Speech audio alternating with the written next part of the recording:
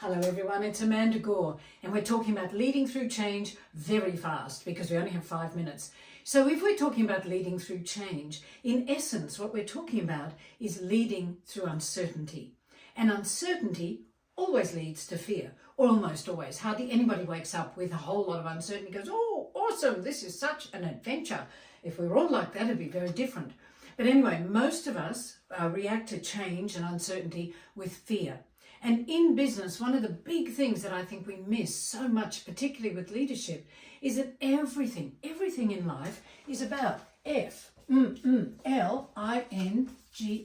What is it? It's feelings. And so we can get very sophisticated, and we're not taught this at MBAs, and we don't really focus in on feelings. But who are we leading? We're leading humans. And humans actually haven't changed that much in the last 3,000 years. We operate on our hearts. So we're in an H to H business, not a B to B necessarily. And what is it about fear that causes so many of the issues around everything? I want to cover the 3 core fears that drive our behaviors. But before I do, a leader's job in my mind is threefold. The first is to change people's behavior, which we can do in a heartbeat if we tell them a story that touches their hearts. And go look for stories, because although everyone says, well, people don't change, leopard doesn't change his spots. Yes, they do. And if you tell them a story that touches their hearts, they change in a heartbeat. Second part of a leader's job is to create an environment in which people can be the best they can be. Joy-filled, fear-free. The third part of a leader's job is to help people believe in themselves, because belief in your own ability is a better predictor of success than any level of skill. And so that's why EQ is so important. But I like to boil EQ down to 3 things. Know yourself, manage yourself, and I talk a lot about these when I have more time, obviously. And the third is manage relationships. And I just want to touch on that here. My mentor, Michael Grinder, taught me about this way of thinking. Imagine 3 chairs in a row. And in the front chair is the behavior or patterns of behavior that you want to change, a culture you want to change. Behind that behavior, driving it, is the fear. And that fear, if you can overcome it, if you can find the need that eradicates the fear, the behavior will change. So what is it that people need? I want to share with you quickly the 3 core fears that are embedded by the time we're 7. And it's, epigenetics says that we've embedded these fears by the age of 7. And I like to blend science with stories to get the messages across.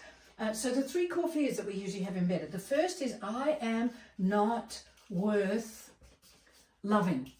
And the one as a corollary to that is I am not good enough. I haven't got much time, so I'm writing badly. I'm not good enough. And I'm here to assure you that you absolutely are good enough and you are worth loving. But if a leader can get that through to their people, everything changes. Because people don't leave jobs, they leave bosses. McKinsey just recently put out a report that said 87% of people find their boss the most stressful part of their jobs. So we've got to start looking at these things. The second core fear is that I am unsafe in some way. Very common if you have alcoholic parents or parents of mental illness. And of course, we never talked about psychological safety at work prior to COVID, but now it's a massive thing with the millennials and the Gen Zs and the rest of them. And so we've got to create emotionally safe work environments, and ones that have got joy in them to get extra productivity, because there's a whole lot of research on how joy increases productivity 31%, sales 37%, and reduces burnout and turnover, burnout 150 and turnover by about 40%. The third core fear is separation and not belonging, not fitting in. So if you can help people feel that they do belong, they do fit in, that they're valued and that they're valuable and you really care for them, everything changes. And so just to finish up, to kind of summarize really quickly, I always like to use, I think these are called mnemonics, to help people remember the messages. So it's absolutely critical leading through change that we connect heart to heart with people. We let them know that we care about them and they feel it. Then be aware that almost everyone's behavior is driven by fears. And that's why recognition and acknowledgement is so important. People want to feel good about themselves, which, by the way, is the most important thing on earth. The third is reverence. Have reverence for the humans with whom you're working. Everybody's doing the best they can. Nobody wakes up and goes, I just want to suck today at my job. Nobody does that. They're really trying hard, 99.9% of the time. So honour that.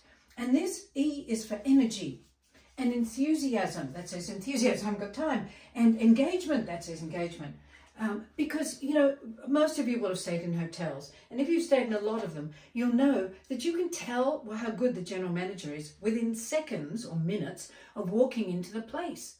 Because you get the vibe, if you like. I talk about quantum physics as well. But you get the field of the organisation. And that field really is created in large part by the leader. So if you're going to lead through uncertainty and change, then become brilliant at caring for your people. And thank you. I look forward to seeing you, and I hope I do get to meet you at some stage. Thanks for watching. Bye.